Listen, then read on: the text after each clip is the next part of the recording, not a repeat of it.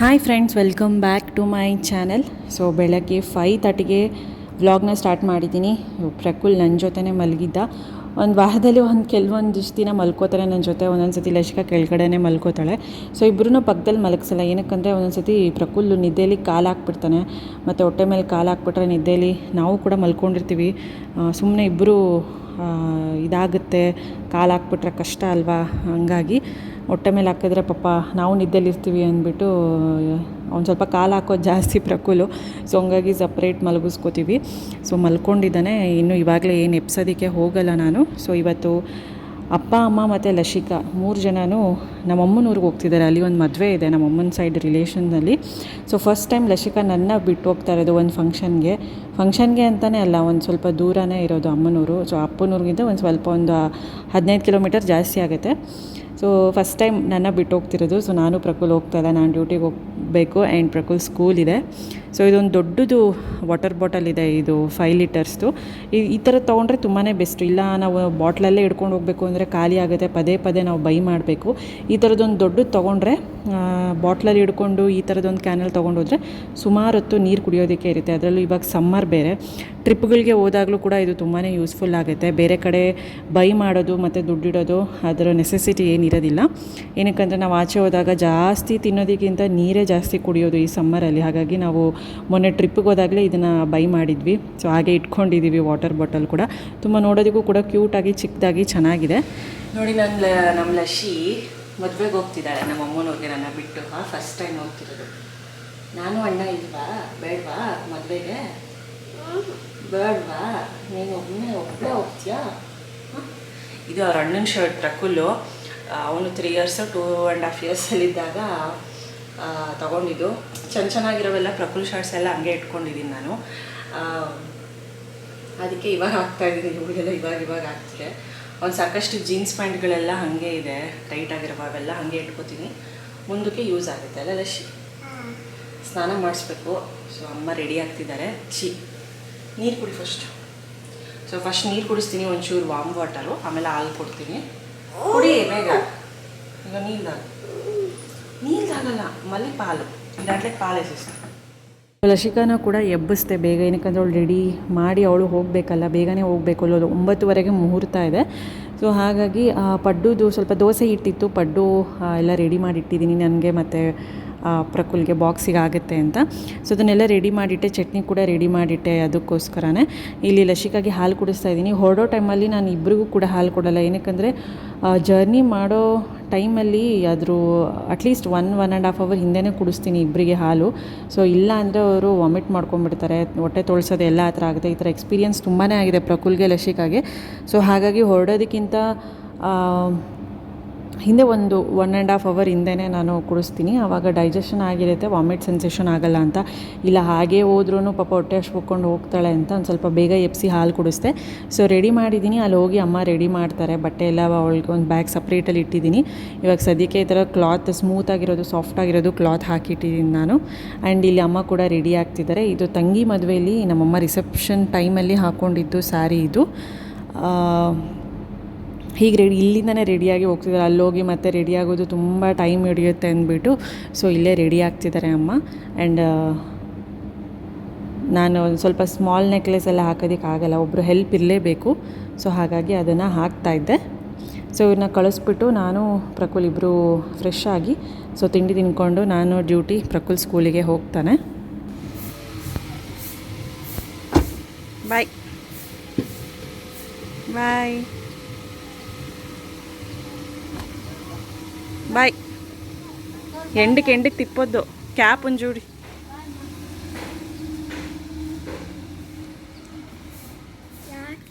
ಇವ್ ನೋಡಿ ಇವಾಗ ಎದ್ದವನೆ, ಬ್ರಷ್ ಮಾಡ್ತಾವನೆ. ಹಾಂ ನಡಿ, ಸ್ಕೂಲಿಗೆ ಟೈಮ್ ಆಯಿತು.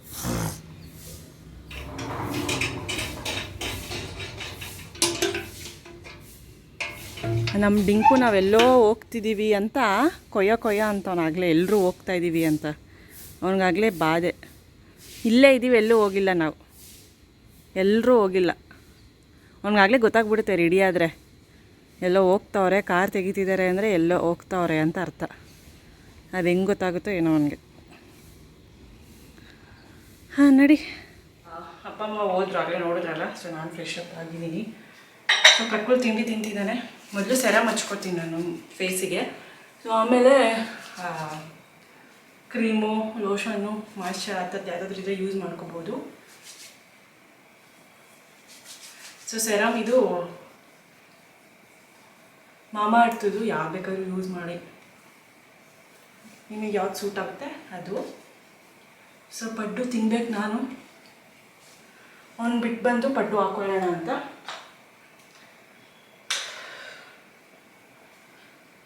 ಫುಲ್ ಎಣ್ಣೆ ಹಚ್ಕೊಂಡಿದ್ದೆಲ್ಲ ತಲೆ ಸ್ನಾನ ಮಾಡಿದೆ. ಸೊ ಬರ್ತಾರೆ ಸಂಜೆ 5 ಆಗುತ್ತೋ 6 ಆಗುತ್ತೋ ಗೊತ್ತಿಲ್ಲ. ನಾನು 5:30 ಬರ್ತೀನಲ್ಲ. ಸೊ ಪ್ರಕುಲ್ ಬಂದಾಗ ಪಕ್ಕದ ಮನೇಲಿ ಒಂದು ಫ್ರೆಂಡ್ ಇದ್ದಾನೋ ಅಲ್ಲಿರೋದಕ್ಕೆ ಹೇಳಿದ್ದೀನಿ ನಾನು. ಸೊ ನಾನು ಬರ್ತೀನಲ್ಲ 1 ಅವರ್ಗೆ, ಅವಾಗ ಬರ್ತಾನೆ. ಸುಮ್ಮನೆ ಕೀ ಕೊಟ್ಟರೆ ಸುಮ್ಮನೆ ಬೇಡ ಅಂತ ಅಷ್ಟೇ. ಸೊ ಒಬ್ಬನೇ ಇರ್ತಾನಲ್ಲ ಅಂತ.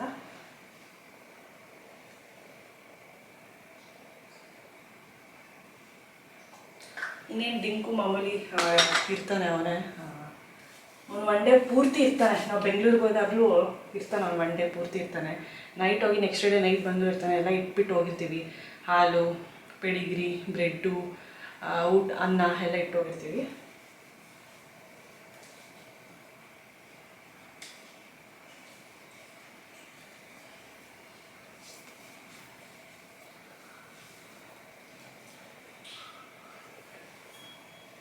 ಸೊ ಮತ್ತೆ ನಾನು ಲಾಗ್ ಕಂಟಿನ್ಯೂ ಮಾಡ್ತೀನಿ. ಓಕೆನಾ.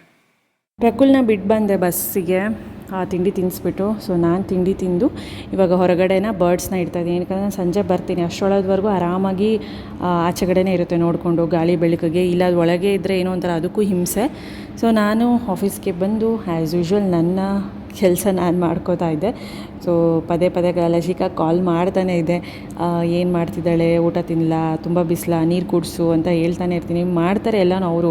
ಬಟ್ ಅಮ್ಮನ ಕರ್ತವ್ಯ ಇರುತ್ತೆ ಅಲ್ವಾ, ಹೇಳಿದ್ರೆ ಏನೋ ಒಂಥರ ಸಮಾಧಾನ ನಮಗೆ. ಸೊ ಆ ಥರ ಇವಾಗಂತೂ ಸಿಕ್ಕಾಪಟ್ಟೆ ಬಿಸಿಲು, ತುಂಬಾ ಡಿಹೈಡ್ರೇಟ್ ಆಗುತ್ತೆ ಮಕ್ಕಳು. ಕೆಲವ್ರು ಕೇಳ್ತಾರೆ ಮಕ್ಕಳು, ಕೆಲವೊಂದು ಮಕ್ಕಳು ಕೇಳೋದಿಲ್ಲ. ಸೊ ಹಾಗಾಗಿ ನೀವೇ ನೀರು ಕುಡಿಸ್ತಾ ಇರಿ ಆದಷ್ಟು ಮಟ್ಟಿಗೆ. ಫ್ರೂಟ್ ಜ್ಯೂಸಸ್ಸು, ಎಳ್ನೀರು, ನೀರು ಈ ಥರ ಕೊಟ್ಟರೆ ತುಂಬಾ ಒಳ್ಳೆಯದು. ನಾವು ಕುಡಿದ್ರೂ ಅಷ್ಟೇ ತುಂಬ ಡಿಹೈಡ್ರೇಟ್, ತುಂಬ ಬಿಸಿಲಿದೆ ಫೆಬ್ರವರಿಲೇ. ಹಾಗಾಗಿ ಫ್ರೆಂಡ್ಸ್ ಮನೆಗೆ ಬಂದೆ. ಸೊ ಅಪ್ಪ ಅಮ್ಮ ಬರೋದು ಇನ್ನೂ 8 ಗಂಟೆ ಆಗುತ್ತಂತೆ. ಸೊ ಅಲ್ಲಿಂದ ಮದುವೆ ಮುಗಿಸ್ಕೊಂಡು ಅಕ್ಕಿ ಹೇಳಿದ್ರು ಊರಲ್ಲಿ, ಅಮ್ಮನೂರಲ್ಲಿ ಫಸ್ಟೇ ತಂದಿಡೋದಕ್ಕೆ. ಅಲ್ಲಿ ಅನ್ಪಾಲಿಶ್ಡ್ ಥರ ಇರುತ್ತಲ್ಲ ಅದು. ಸೊ ಅದನ್ನು ತಗೊಂಡು ಒಂದು 2-3 ಮೂಟೆ ಹೇಳಿದ್ರು. ಬಟ್ 1 ಮೂಟೆ ಸದ್ಯಕ್ಕೆ ತಗೊಬರ್ತಾರೆ. ಸೊ ಹಾಗೆ ಅಪ್ಪನೂರಿಗೂ ಕೂಡ ಹೋಗಿದ್ದಾರೆ. ನಮ್ಮ ದೊಡ್ಡಮ್ಮ ಏನೋ ಬಂದಿದ್ದು ಅಂತ ಮದುವೆಗೆ, ಅವ್ರನ್ನ ಡ್ರಾಪ್ ಮಾಡಿ ಇವಾಗ ಬಿಡ್ಬೋದು, ತಣ್ಣಗಿರುತ್ತಲ್ಲ. ಸೊ ಮಧ್ಯಾಹ್ನ ತುಂಬ ಬಿಸಿಲು, ಬರೋಕ್ಕಾಗಲ್ಲ. ಇನ್ನು ಅವಳು ಕಿರಿಕಿರಿ ಮಾಡ್ತಾಳೆ. ಸೊ 8-8:30 ಬರ್ತಾರೆ. ನಾನು ಪಡ್ಡು ಒಂದು ಸ್ವಲ್ಪ ಇದೆ, ಅದೇ ಮಾಡಿ ಕರ್ಡ್ ರೈಸ್ ಮಾಡೋಣ, ಒಗ್ಗರಣೆ ಹಾಕಿ ಚೆನ್ನಾಗಿರುತ್ತೆ, ಲೈಟ್ ಫುಡ್ ಅಂತ. ಸೊ ಇವಾಗ ಬಟ್ಟೆ ಎಲ್ಲ ವಾಷಿಂಗ್ ಮಿಷಿನ್ಗೆ ಹಾಕಿ ಒಂದು ಸ್ವಲ್ಪ ಬೆಳಗ್ಗೆ ಪಾತ್ರೆ ಎಲ್ಲ ಹಾಗೆ ಇತ್ತು, ಅದನ್ನು ವಾಶ್ ಮಾಡಬೇಕು. ವಾಶ್ ಮಾಡಿ ನಾನು ಕಸ ಗುಡಿಸ್ಕೊಟ್ರೆ ಪ್ರಕುಲ್ ದೀಪ ಹಚ್ತಾನೆ. ಸೊ ಅವನು ಪಾಪ ಫ್ರೆಂಡ್ ಮನೇಲಿ, ಪಕ್ಕದ ಮನೇಲೇ ಇದ್ದ. 5:15ವರೆಗೂ ಇದ್ದ, 4:15ಗೇನೋ ಬಂದ. ಸೊ ನಾನು CC ಕ್ಯಾಮ್ರಾದಲ್ಲಿ ನೋಡಿದೆ ಹೋಗಿದ್ದು. ಸೊ ನೋಡ್ತೀನಿ, ಭಯ ಇರುತ್ತೆ ಅಲ್ವಾ ಒಬ್ಬನೇ ಬರ್ತಾನೆ ಅಂತ. ಸೊ ಇವಾಗ ಹೋಗಿ ಎಲ್ಲ ಕೆಲಸಗಳು ಮುಗಿಸ್ಬಿಟ್ಟು ನಾನು ಮತ್ತೆ ಬ್ಲಾಗ್ ಕಂಟಿನ್ಯೂ ಮಾಡ್ತೀನಿ. ಆ್ಯಂಡ್ ಬಂದ ತಕ್ಷಣ ನಾನಂತೂ ಒಂದು ಸ್ವಲ್ಪನೂ ಕೂಲಿಲ್ಲ, ಫ್ರೆಶ್ ಅಪ್ ಆಗಲಿಲ್ಲ, ಬಟ್ಟೆ ಚೇಂಜ್ ಕೂಡ ಮಾಡಲಿಲ್ಲ. ಅಷ್ಟು ಕೆಲಸ ಇತ್ತು. ಬೆಳಗ್ಗೆದು ಪಾತ್ರೆ ಎಲ್ಲ ಹಾಗೆ ಬಿಟ್ಟೋಗ್ಬಿಟ್ಟಿದೆ, ಟೈಮ್ ಆಗಿದೆ ಅಂತ. ಸೊ ಅದನ್ನೆಲ್ಲ ಬಂದು ವಾಶ್ ಮಾಡಿ, ಮತ್ತು ಬಟ್ಟೆ ಎಲ್ಲ ಇತ್ತು ಬೆಳಗ್ಗೆವು ನಾವು ತೆಗೆದಿಟ್ಟಿರೋದು ನೆನ್ನೆವೆಲ್ಲ ಹಾಗೆ ಇತ್ತು. ಅದನ್ನೆಲ್ಲ ವಾಷಿಂಗ್ ಮಿಷಿನ್ಗೆ ಹಾಕಿ, ಆಚೆಗಡೆನೂ ಅಮ್ಮನ ಸ್ವಲ್ಪ ಆರಾಕಿದ್ರು, ಅದನ್ನೆಲ್ಲ ತಂದು ಮಡಚೋ ಅಷ್ಟೊತ್ತಿಗೆ ಸಾಕಾಗೋಯಿತು. ಸೊ ಅದೆಲ್ಲ ಆದಮೇಲೆ ಕಸ ಗುಡಿಸಿ ದೀಪ ಹಚ್ಚಿ, ಸೊ ಇಷ್ಟೆಲ್ಲ ಕೆಲಸ ಮಾಡಿದ್ದಾಯಿತು. ಸೊ ಅದೇನೋ ಗೊತ್ತಿಲ್ಲ, ಅದು ಎಲ್ಲಿಂದ ಎನರ್ಜಿ ಬರುತ್ತೆ ಅಂತಲೂ ಗೊತ್ತಿಲ್ಲ. ಆಮೇಲೆ ಹೋಗಿ ತರಕಾರಿ ಒಂದು ಸ್ವಲ್ಪ ತರಬೇಕು. ಸೊ ತರಕಾರಿ ಕೂಡ ತಂದು ಎಲ್ಲ ಆರ್ಗನೈಸ್ ಮಾಡಿ ಜೋಡಿಸ್ಬೇಕು ಫ್ರಿಜ್ಜಲ್ಲಿ. ಒಂದಿಷ್ಟು ಬಟ್ಟೆಗಳು ಅಮ್ಮ ಹಾರಾಕಿದ್ರು, ಅದನ್ನು ತೊಗೊಂಡೋಗಿ ಮಡಚಿಟ್ಟು, ಅದಾದಮೇಲೆ ವಾಷಿಂಗ್ ಮಿಷಿನ್ಗೆ ಹಾಕಿದ್ದೆ ಆಲ್ರೆಡಿ ಬಟ್ಟೆ. ಸೊ ಅದೊಂದು 2 ಅವರ್ಸ್ ಬೇಕು ಆಗೋದಕ್ಕೆ. ಅದಾದಮೇಲೆ ಮತ್ತೆ ಒಣಗಾಕಿ ಮಾಡಬೇಕು. ಸೊ ಈ ಬಟ್ಟೆ ಮಡಚಿಡೋದಿದೆಯಲ್ಲ, ಇದು ತುಂಬಾ ಹೆಕ್ಟಿಕ್ ಕೆಲಸ. ಮತ್ತು ಆ ಬಟ್ಟೆ ಆಯಾ ಪ್ಲೇಸಿಗೆ ಇಡೋದು ನನಗಂತೂ ಇದು ಸಖತ್ತು ಬೋರಿಂಗ್ ಕೆಲಸ. ಅದು ಮುಗಿಯಲ್ಲ, ದಿನ ಇರುತ್ತೆ ಬಟ್ಟೆ ಜೋಡಿಸೋದು, ಬಟ್ಟೆ ಮಡಚಿಡು, ಬಟ್ಟೆ ಆಯಾ ಪ್ಲೇಸಿಗೆ ಜೋಡಿಸಿಡು. ಇದಂತೂ ಮುಗಿಯಲ್ಲ ದಿನ, ಅಷ್ಟು ಕೆಲಸ ಇರುತ್ತೆ. ಸೊ ಅಷ್ಟೊತ್ತಿಗೆ ಪ್ರಕುಲ್ ಕೂಡ ಪಾಪ ಅವನು ಫ್ರೆಂಡ್ ಮನೆಯಲ್ಲೇ ಇದ್ದ 1 ಅವರು. ಸೊ ಅವನಿಗೆ ಬಂದು ಸ್ನ್ಯಾಕ್ಸ್ ಕೊಟ್ಟು, ಒಂದು ಸ್ವಲ್ಪ ಹಾಲೆಲ್ಲ ಕೊಟ್ಟು, ಸೊ ನಾನು ಒಂದು ಸ್ವಲ್ಪ ಫ್ರೆಶ್ ಆಗಿ ಇವಾಗೆಲ್ಲ ಬಟ್ಟೆ ಎಲ್ಲ ಮಡಚಿಡ್ತಾ ಇದ್ದೀನಿ. ಸೊ ಇದೆಲ್ಲ ಆದಮೇಲೆ ದೇವ್ರಿಗೆ ಪೂಜೆ ಮಾಡಿಬಿಟ್ಟು ಹೊರಗಡೆ ಹೋಗಬೇಕು ಅಂತ ಅಂದ್ಕೊಂಡಿದ್ದೀನಿ. ಯಾಕೋ ಪಾನಿಪುರಿ ತಿನ್ನಬೇಕು ಅಂತ ಅನಿಸ್ತಾಯಿತ್ತು. ಅದಕ್ಕೆ ಹೋಗೋಣ ನಾನು ಪ್ರಕುಲ್ ಅಂತ ಎಲ್ಲ ಕೆಲಸ ಎಲ್ಲ ಮುಗಿಸ್ಬಿಟ್ಟು ಹೋಗೋಣ. ಹೇಗೋ ಅಪ್ಪ ಅಮ್ಮ ಬರೋದು ಒಂದು ಸ್ವಲ್ಪ 9:30 ಆಗುತ್ತೆ ಅಂತ ಹೇಳಿದರು. ಸೊ ಹಾಗಾಗಿ ಅಷ್ಟರೊಳಗೆ ಹೋಗಿ ಮುಗಿಸ್ಕೊಂಡು ಬರೋಣ, ಆಮೇಲೆ ಕರ್ಡ್ ರೈಸ್ ಮಾಡ್ಕೊಂಡು ತಿಂದರೆ ಸೊ ಚೆನ್ನಾಗಿರುತ್ತೆ ನೈಟ್ ಅಂತ ಅಂದ್ಕೊಂಡೆ. ಸೊ ಹಾಗೆ ಪಾನಿಪುರಿ ತಿಂದು ತರಕಾರಿ ಕೂಡ ತರಬೇಕು, ಎಲ್ಲ ಖಾಲಿ ಆಗಿಬಿಟ್ಟಿತ್ತು. ಸೊ ಅದನ್ನು ಕೂಡ ತರಬೇಕು. ಫ್ರೆಂಡ್ಸ್, ಆಲ್ಮೋಸ್ಟ್ ಎಲ್ಲ ಕೆಲಸ ಮುಗಿಸಿದಾಯಿತು. ವಾಷಿಂಗ್ ಮಿಷಿನಲ್ಲಿ ಬಟ್ಟೆ ಹಾಕ್ತಿದೆ ಆ್ಯಂಡ್ ಪಾತ್ರೆ ತೊಳೆದೆ, ಆಚೆ ಇರೋ ಬಟ್ಟೆ ತಂದಾಕಿ ಮಡಚಿದೆ, ದೇವ್ರ ಮನೆ ದೀಪ ಹಚ್ಚಿದೆ, ಅದಕ್ಕೂ ಮುಂಚೆ ಕಸ ಗುಡಿಸಿ ಮನೇಲಿ ಹೊರಗಡೆ. ಸೊ ಇಷ್ಟೆಲ್ಲ ಮಾಡಿದೆ. ಸೊ ಬಂದಮೇಲೆ ಕರ್ಡ್ ರೈಸ್ ಮಾಡೋಣ ಒಗ್ಗರಣೆ ಹಾಕಿ ಅಂತ. ಸೊ ಯಾಕೋ ಪಾನಿಪುರಿ ಮಸಾಲೆ ಪುರಿ ತಿನ್ನಬೇಕು ಅನಿಸಿದೆ. ಸೊ ವಿಶಾಲ ಹತ್ರ ಹೋಗಿ ನಾನು ಪ್ರಕೃತಿ ಮಸಾಲೆ ಪುರಿ ತಿನ್ಕೊಂಡು ಬರ್ತೀವಿ. ಸೊ ಅಪ್ಪ ಅಮ್ಮ ಇನ್ನೂ ಇವಾಗ ಹೊರಟಿದ್ದಾರೆ. ಟೈಮ್ ಬಂದು 9 ಆಗ್ಬೋದೇನೋ. ಸೊ ಅವ್ರಿಗೂ ಬಂದು ಹೆವಿ ಫುಡ್ಡು ತಿನ್ನೋಕ್ಕಾಗಲ್ಲ. ಕರ್ಡ್ ರೈಸ್ ಅಂದರೆ ಸ್ವಲ್ಪ ಹೊಟ್ಟೆ ತಂಪಾಗಿರುತ್ತೆ ಅಲ್ವಾ, ಹಂಗಾಗಿ ಕರ್ಡ್ ರೈಸ್ ಮಾಡೋಣ ಅಂತ. ಸೊ ಹಾಗೆ ಒಂದು ಸ್ವಲ್ಪ ತರಕಾರಿ ತರಬೇಕಿತ್ತು, ಖಾಲಿಯಾಗಿ ಹೋಗ್ಬಿಟ್ಟಿದೆ. ಆಮೇಲೆ ಸಂಡೇ ಆಗೋದಿಲ್ಲ ತರೋದಕ್ಕೆ. ಸಂಡೇ ಒಂದು ಸ್ವಲ್ಪ ಸುಮಾರು ಕೆಲಸಗಳಿದ್ದಾವೆ. ಸೊ ಒಂದು ಫಂಕ್ಷನ್ ಬೇರೆ ಇದೆ, ಮದುವೆ ರಿಸೆಪ್ಷನ್ಗೆ ಹೋಗಬೇಕು ನೆಲಮಂಗ್ಲದಲ್ಲಿ. ಸೊ ಹಾಗಾಗಿ ಅವತ್ತು ತರೋಕ್ಕಾಗಲ್ಲ. ಇಲ್ಲ ಅಂದಿದ್ರೆ ಸಂಡೇಸ್ ತರ್ತಾಯಿದೆ. ಇವಾಗ ಹೆಂಗೋ ಫ್ರೀ ಆಗಿದ್ದೀನಿ. ಸೊ ತಂದುಬೇಡ ಅಂತ. ಹೇಗೋ ಲಶಿಕಾನೂ ಇಲ್ಲ ಅಲ್ವಾ, ಬರ್ತಿದ್ದಾಳೆ. ಸೊ ಅವ್ಳು ಬರೋಷ್ಟೊತ್ತಿಗೆ ಎಲ್ಲ ಜೋಡಿಸ್ಕೊಂಬೇಡ ತಂದು ಅಂತ. ಸೊ ಇದಿಷ್ಟು ಇವತ್ತಿನ ವ್ಲಾಗ್ ಆಗಿರುತ್ತೆ. ಸೊ ಇನ್ನೇನು ಬರ್ತಾರೆ ಅಂತ ನಾನು ನೋಡಿ 2.5 hours ಬೇಕು. 9:30 ಆಗುತ್ತೇನೋ. ಒಂದು ಸ್ವಲ್ಪ ತಂಪಿರುತ್ತಲ್ಲ ಇವಾಗ ಎನ್ವಿರಾನ್ಮೆಂಟ್, ಇದು ವೆದರ್ ಅಂತ ಇವಾಗ ಈ ಟೈಮಲ್ಲಿ ಬರ್ತಿದ್ದಾರೆ ಅಷ್ಟೇ.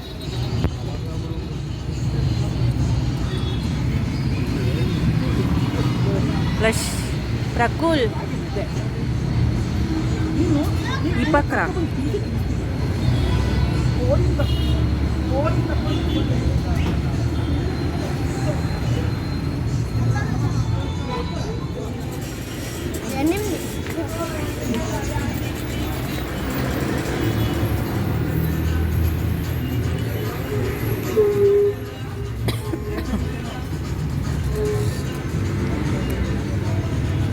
ಫ್ರೆಂಡ್ಸ್, ವೆಜ್ ಬಾಸ್ಕೆಟ್ಗೆ ಹೋಗಿ ಅಲ್ಲಿಂದ ಫ್ರೂಟ್ಸಿಗೆ ಹೋಗಿ ಬಂದ್ವಿ. ಅಲ್ಲಿ ಹೋದರೆ ಫ್ರೂಟ್ಸ್ ತೊಗೋಬೇಕು ಅಂತ ಅನಿಸುತ್ತೆ. ತರಕಾರಿ ಜಾಸ್ತಿ ಏನು ತೊಗೊಳ್ಳಿಲ್ಲ, ಸ್ವಲ್ಪನೇ ತೊಗೊಂಡಿದ್ದು. ಸೊಪ್ಪು ಒಂದು ಸ್ವಲ್ಪ ಜಾಸ್ತಿ ತೊಗೊಂಡೆ. ತಿರುಗಿಸಲೆ ಸೊಪ್ಪು, ಮೆಂತ್ಯ ಸೊಪ್ಪು, ಸ್ವಲ್ಪ ತಿಂಡಿಗಳಿರುತ್ತೆ ಅಂತ. ಕರಿಬೇವು ಅಂತೂ ನನಗೆ ಇರಲೇಬೇಕು. ಸ್ವಲ್ಪ ಆಯಿಲ್ ಇಟ್ಕೊಂಡಾಗ ಕರಿಬೇವು ಇದನ್ನೆಲ್ಲ ನಾನು ಯೂಸ್ ಮಾಡ್ತೀನಿ. ಆ್ಯಂಡ್ ರೊಟ್ಟಿಗೆ ಸಬಾಕ್ಸಿ ಸೊಪ್ಪಿರುತ್ತೆ ಅಂತ ಪಕೋಡಾಗೆ. ಕೊತ್ತಂಬರಿ ಸೊಪ್ಪಂತೂ ಬೇಕೇ ಬೇಕು. ನಮ್ಮ ಬರ್ಡ್ಸ್ ಅಂತೂ ಕೊತ್ತಂಬರಿ ಫೇವ್ರೇಟು. ಒಂದು ಕಪ್ಪು ಇಟ್ಟರೆ ಫುಲ್ ಖಾಲಿ ಮಾಡುತ್ತೆ. ಸೊ ಹಂಗಾಗಿ ದಿನಕ್ಕೆ ಅದು ಖಾಲಿ ಮಾಡುತ್ತೆ. ನೋಡಿ ಹೆಂಗೆ ಸೌಂಡ್ ಮಾಡ್ತಾಯಿದೆ. ಬೆಳಗ್ಗೆ ಚೆನ್ನಾಗಿ ಸೌಂಡ್ ಮಾಡುತ್ತೆ ಆ್ಯಕ್ಚುಲಿ. ಸೊ ರಾತ್ರಿ ಕೂಡ ಸೌಂಡ್ ಮಾಡುತ್ತೆ ಇವಾಗ. ಸೊ ಒಂದು ಸ್ವಲ್ಪ ತಿರುಗಿಸೆಲೆ ಸೊಪ್ಪು ಮಾಡಿ ಬಸ್ಸಾರು ಮಾಡಿದ್ರೆ ತುಂಬ ಚೆನ್ನಾಗಿರುತ್ತೆ. ಆ್ಯಂಡ್ ಮೆಂತ್ಯ ಸೊಪ್ಪು ಒಂದು ಕಟ್ ತಂದೆ, ಮೆಂತ್ಯ ಬಾತ್ ಮಾಡೋದಕ್ಕೆ ಮೊಸಪ್ಪಿಗೆ ಇರುತ್ತೆ ಅಂತ. ಆ್ಯಂಡ್ ಒಂಚೂರು ಕ್ಯಾಪ್ಸಿಕಮ್ಮು, ಬೆಂಡೆಕಾಯಿ ತಂದೆ. ಒಂದಿಷ್ಟು ಒಂದು ಅರ್ಧ kg ಇರ್ಬೋದೇನೋ.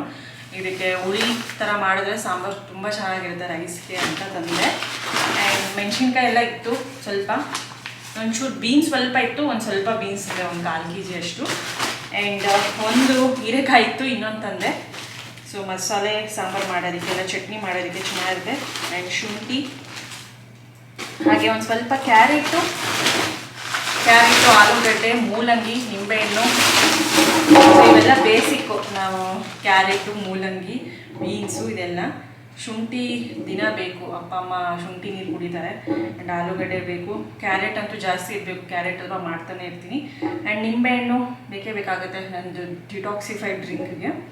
ಆ್ಯಂಡ್ ಇನ್ನು ಫ್ರೂಟ್ಸಿಗೆ ಬಂದರೆ ಫುಲ್ ಅವ್ನ ಫೇವ್ರೇಟ್ ಅಂತೆ ಡ್ರ್ಯಾಗನ್ ಫ್ರೂಟ್ ತೊಗೊಂಡ. ವೈಟ್ ಡ್ರ್ಯಾಗನ್ ಅಂತ. ಇದು ಎಷ್ಟು ಕಾಸ್ಟ್ಲಿ ಗೊತ್ತಾ? 199 rupees ಅಂತೆ 1 kg. ಸೊ ಇದು ಎಷ್ಟಿದೆ ನೋಡಬೇಕು. ವೈಟ್ ಡ್ರ್ಯಾಗನ್ನು ಕ್ವಾಂಟಿಟಿ 345 grams ಇದೆ. ಸೊ 68 rupees ಆಗಿದೆ. ಅಂದರೆ 1 kg 199 rupees. ಈ ಮ್ಯಾಂಗೋ ಸೀಸನ್ ಅಲ್ಲ, ಅದು ಬೇಕು ಅಂದ. ಹಣ್ಣು, ಮಾವಿನ ಹಣ್ಣು ಈ ಸೀಸನ್ ಬಂದರೆ ಸರಿಯಾಗಿ ತಿಂತಾರೆ. ಎರಡೇ ತೊಗೊಂಬಂದೆ, ಸೀಸನ್ ಇಲ್ಲ ಅಂತ. ಸೊ ಇದು ಕೂಡ 1 kgಗೆ 199 rupees ಇತ್ತು ಮಾವಿನ ಹಣ್ಣು. ಇದು ಅರ್ಧ kg ಇದೆ, 104 ಏನೋ ಆಗಿದೆ. ಆ್ಯಂಡ್ ಇದು ಕೊಡೋದು ಕಿತ್ಲೆ ಅಂತೆ, ಆರೆಂಜು ಕಿತ್ಲೆ ಹಣ್ಣು. ಇದು 59 rupees kg. 1 kg ಜಾಸ್ತಿನೇ ತಂದೆ ನಾನು. And pineapple.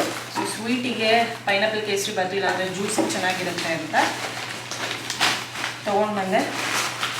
ಆ್ಯಂಡ್ ಒಂದೇ ಒಂದು ತೋತಾಪುರಿ, ಇದೆಲ್ಲ ಪ್ರಕುಲ್ ತೊಗೊಂಡ. ಸೊ ಈ ತೋತಾಪುರಿ ಎಷ್ಟು ಗೊತ್ತಾ, 24 ರೂಪಾಯಿ, 165 ಗ್ರಾಮ್ ಇದೆ. ಸೊ ಒಂದು ಪೈನಾಪಲು, ಕಿತ್ತಳೆ ಹಣ್ಣು ಇಷ್ಟು ತೊಗೊಂಬಂದಿದ್ದ. ಇದು ಫುಲ್ ಸುಸ್ತಾಗೋಗ್ಬಿಟ್ಟಿದ್ದೀನಿ ಇವತ್ತು, ರೆಸ್ಟ್ ಇಲ್ದಲ್ಲೇ ಮಾಡಿದ್ದೀನಿ ಕೆಲಸ.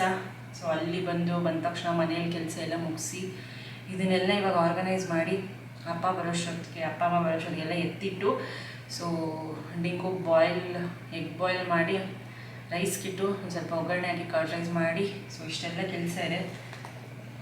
ನಾನಂತೂ ಫುಲ್ ಸುಸ್ತಾಗಿ ಹೋಗ್ಬಿಟ್ಟೈತೆ. ಈ ವ್ಲಾಗ್ನ ಕೂಡ ಇಲ್ಲಿಗೆ ಎಂಡ್ ಮಾಡ್ತೀನಿ. ಸೊ ಮತ್ತೆ ಸಿಗ್ತೀನಿ ಮುಂದಿನ ವ್ಲಾಗಲ್ಲಿ. ಹಾಗೆ ಅಲ್ವಾ, ಹೆಣ್ಮಕ್ಳಿಗೆ ಅದು ಎಲ್ಲಿಂದ ಎನರ್ಜಿ ಬರುತ್ತೋ ನಮಗಂತೂ ಗೊತ್ತಿಲ್ಲ. ಸೊ ಮಾಡ್ತಾನೇ ಇರ್ತಾರೆ. ಸೊ ಅದು ದೇವ್ರು ಕೊಟ್ಟಿರೋ ಒಂದು ವರ ನಮಗೆ ಹೆಣ್ಮಕ್ಳಿಗೆ. ಸೊ ಆಚರಣೆ ಮಾಡ್ತೀವಿ, ಒಳಗಡೆನೂ ಮಾಡ್ತೀವಿ, ರೆಸ್ಟ್ ಇಲ್ದಲೇ ಮಾಡ್ತೀವಿ. ಅದೇ ಗಂಡು ಮಕ್ಳಾದರೆ ಮಾಡೋದಿಲ್ಲ. ಅವ್ರು ಆಚೆ ಮಾಡಿ ಬಂದು ಟಿ ವಿ ಮುಂದೆ ಕುತ್ಕೊಂಡ್ಬಿಡ್ತಾರೆ ಅಷ್ಟೇ. ನಾವು ಹಂಗಲ್ಲ, ನಮ್ಗೆ ಅಲ್ಲಲ್ಲೇ ಏನೇನು ಕೆಲಸ ಇದೆ ಹುಡ್ಕೊಂಡು ಮಾಡ್ತೀವಿ. ಅದು ಎಲ್ಲಿನ ಎನರ್ಜಿ ಬರುತ್ತೆ ದೇವ್ರಿಗೆ ಗೊತ್ತು. ಸೊ ಮತ್ತೆ ಸಿಗ್ತೀನಿ ಮುಂದಿನ ವ್ಲಾಗಲ್ಲಿ. Until then good night, take care, ನಮಸ್ಕಾರ.